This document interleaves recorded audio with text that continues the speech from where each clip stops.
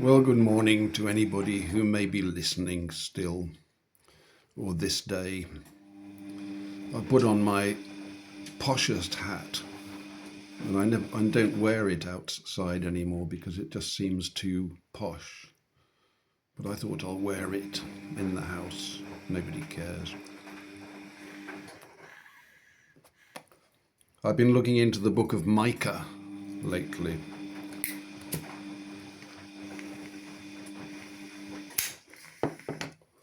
I'll read a few verses starting from the second chapter. Woe to them that devise iniquity and work evil upon their beds. When the morning is light, they practice it, because it is in the power of their hand.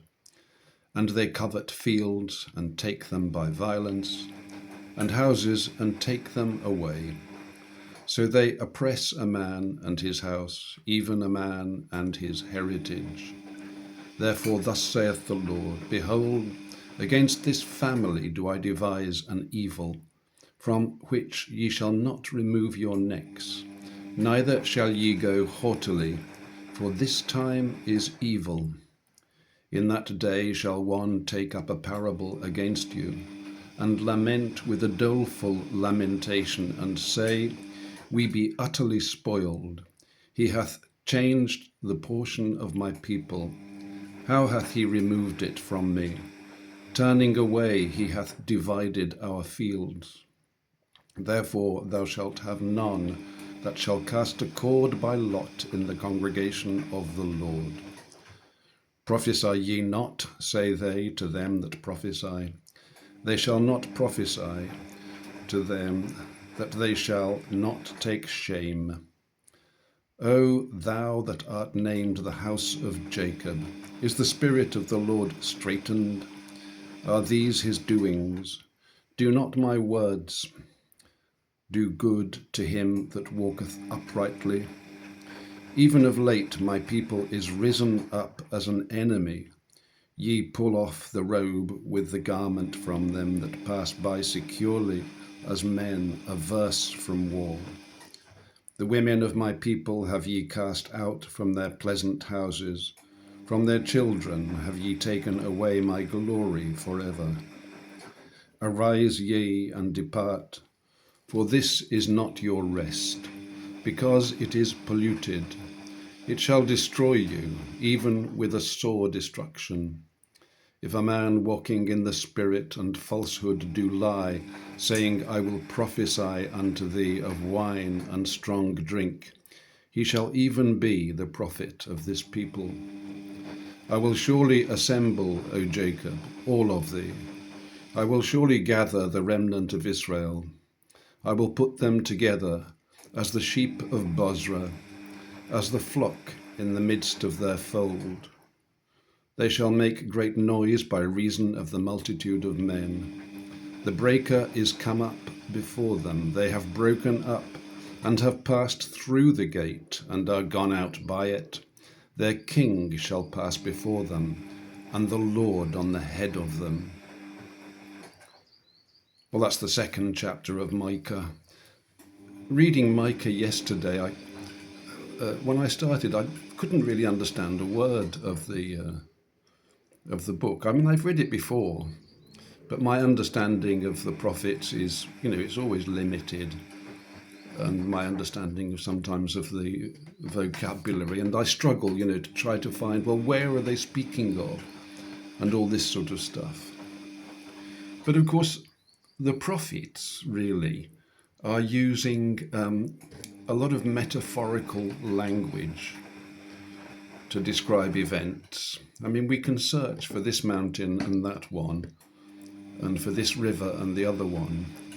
But if a mountain is, just symbolic of godly power, and a river of worldly commerce, for example, we seek in vain.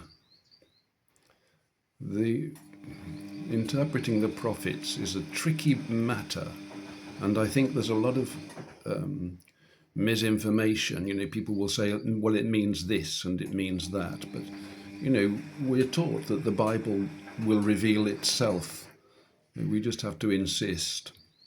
And in fact, as I read through, and I started again a couple of times and read through and kept at it, after a while, I began to see what was being said in the passages that I was reading, and really in the whole book of Micah.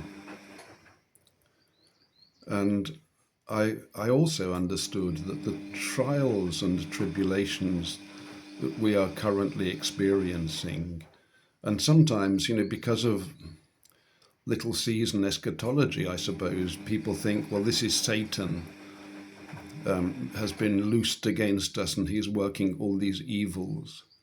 But I would say that, and I think the book of Micah would also confirm it, that this is the Lord, this is our just deserts for the whole-scale abandonment of the holy temple of God over a period of really hundreds of years. And we've been given over into the hands of wicked rulers. So it's part of a just restoration, and the polluted house, must be cleansed and sanctified. That's also a message. Where was I reading that now? I can't recall. But it's a common theme in Scripture. There must be tribulation because of our departure. But there are many promises also, of course. If we start in chapter 4, but in the last days it shall come to pass that the mountain of the house of the Lord shall be established in the top of the mountains, and it shall be exalted above the hills, and people shall flow unto it. And many nations shall come and say, Come, let us go up to the mountain of the Lord, and to the house of the God of Jacob. And he will teach us of his ways, and we will walk in his paths. For the law shall go forth of Zion, and the word of the Lord from Jerusalem. And he shall judge among many people, and rebuke strong nations afar off. I'll just switch off the washing machine momentarily.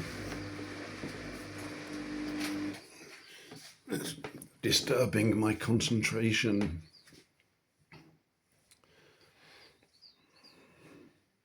So reading from verse 3, chapter 4. And he shall judge among many people, and rebuke strong nations afar off. And they shall beat their swords into plowshares, and their spears into pruning hooks. Nation shall not lift up a sword against nation, neither shall they learn war any more. But they shall sit every man under his vine, and under his fig tree, and none shall make them afraid.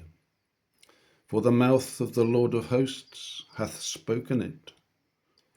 For all people will walk, every one in the name of his God, and we will walk in the name of the Lord, our God, for ever and ever. That's a great blessing, isn't it? Those first 5 verses of chapter 4. And, there's just so many blessings in the Bible. The interesting verse to me when I first read it was verse 5, chapter 4. For all people will walk, every one in the name of his God. And I noticed that God is not capitalized there. And I double checked it in the 1611 to make sure it wasn't a case of 2 Corinthians 4:4, I think it was, where there's that trickery. And indeed, it is not capitalized. We will walk in the name of the Lord our God forever and ever. So this is a separation, isn't it, of the people. And in a state of perfection here, I would say, it seems that the nations will continue to worship their gods, their small g gods, That's kind of reassuring to me. Yesterday, one of my neighbours, gave me a lift into the nearby village where I can do my shopping. And very kindly, he saw me walking down the road and he asked me where I was going. And this is an Ishmaelitish man. He has a big van, and he gladly offered to take me there. I insisted, I could catch a bus, but he insisted that I should accept the offer, and of course I did. And on the ride, he started telling me about, we were talking about the situation in the country, and I said it's a question of this is the hand of God, and he started telling me about Allah and what Allah said and what Allah did, and rode on a camel. I don't know. I could hardly follow his description. And then he asked me if I liked cigars, which I do, because he'd seen me smoking my pipe, I think, outside the house. And he said he's got some cigars and that I must come round and we'll go in the back garden and smoke these cigars together, which I agreed to. I think that'd be great. We'll have a chat. But, reading a verse like this, I'm certainly not going to try to convert him to my faith. I couldn't do it anyway, because there's just a chasm of understanding and theology and epistemology. There's just no chance that I can do it. He has also his tribal loyalties and to his historic faith. It's not under my hand. I don't think it's under our hand to do these things. But it's reassuring to see that, that the nations can continue to worship their God, even when Israel is restored. So we don't have to bother about that stuff. God will deal with people as he chooses. And, we can't know exactly what that will be. It would seem that, turning away from Jesus Christ is deadly. But remember, the Bible is addressed to us primarily. So we do have to sift a little bit and, discern. I can't know, how it's going to end, of course, but I just felt reassured by that. If people want to continue to be Hindus or Sikhs or Buddhists and so on, they'll continue to do that. It's almost their tradition to be in that way. They won't be able to do it in our lands, because we're not allowed to host those kinds of celebrations. But they have their own lands, and their own traditions. And, God will sort all these things out in due course. The Bible says every tongue will confess and every knee will bow.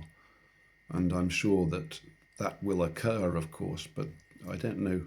That's at the end of time. And that's when people will have seen the Lord coming in his glory. Can you imagine an event of that import?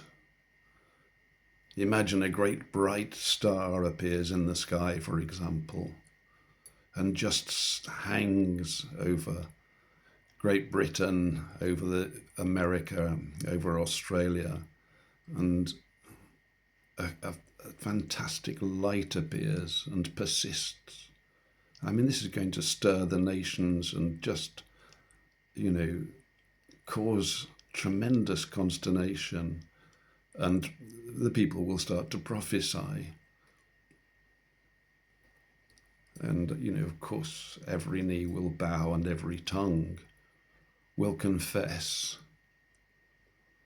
But, that's at the very end of time. We're not we're not there at the moment. Clearly, we are under tribulation in Britain, in Australia, in all the white nations. And the reason for that is because we have turned away from God. This isn't Satan creeping in, or you could call it Satan. Satan is the accuser, but it is used by the Lord to achieve his ends, to achieve his purpose. So I found that to be pretty comforting. I don't know whether anybody else might. Sometimes we need a word of comfort. These are very dark times, and the Bible does provide that for us. The light that's mentioned in that passage, that will always be there for us. If we call upon the name of the Lord, that's our answer. And we see, a great outpouring of understanding across our nation, my nation, and I think, all our Israelite nations. This is happening.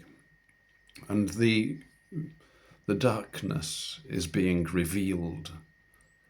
Suddenly we're seeing, oh my Lord, this is the state of play. And we've played along with it, many people have just continued. They've been somewhat blessed in their lives, perhaps. They've continued with their investments, and apparently more than 50% of worldwide investments are in Christian hands. But, the financial market is one of the primary enemies of our people and is being used to decimate us. And the minute you take your money and put it into a bank, especially if you take a measure of interest, you're participating in their system. So, I don't know exactly what the answer is. I do see that a return to the gold standard and the silver standard, because we must remove these false weights and false balances and the tax of inflation and the overbearing taxation that is imposed by our self-elected, actually, leaders. So money is kind of important. I was thinking of just getting my money out of the bank and keeping it under the mattress. I knew another church, or a member of a church that I used to attend, who did that. He had a lot of money as well, and he kept very large sums of money in his house. And his house wasn't well placed. And he was burgled once and lost thousands of pounds. And then I learned that he'd replenished his stocks and was promptly burgled again and lost the money once again. But, he wasn't really a follower of the Lord, I discovered. He was in the church more as a warlock, I think, than as a follower of the Lord. And there are many in that position. Although he was a nice enough fellow, I thought he was a very interesting man and spent quite a long time chatting to him. But as it became clearer to me what his moral compass was, or his understanding, I became concerned. We were friends because he was an opposer of the preacher, and I'd become increasingly frustrated with the preacher also. But ultimately, we're just all, we just have to see all of ourselves, I think, as being ignorant and blind and under judgment. We do what we can, and we must rely on the hand of the Lord. And the hand of the Lord is certainly resting upon the shoulders of our Christian nations at the moment. And we are about to be lifted up to that wonderful state, every man under his vine. Just such a beautiful vision. Every man under his fig tree. And, no more war. Our swords are to be made into plowshares, and our spears into pruning hooks. We're not to learn more anymore. That's the time that we're living in. It's a blessed and wonderful time, really. But it's, I suppose it's like the swamp is being drained, what they said in America, that they're draining the swamp. This is happening in Great Britain now. But of course, in America, they have a leader who is implicated. The garments must be clean. This is very important. And the American president, I think, he has been used, and perhaps he will still be used, of course, by the Lord. And, we support many of the things that he's said and done. But, ultimately, he's not going to lead anywhere that we need to be. So whether Rupert Lowe will or not, people may have different opinions, but I just think the hand of the Lord is upon this man. And I'm very thankful and appreciative of his actions and words. Time will tell. God bless this Saturday.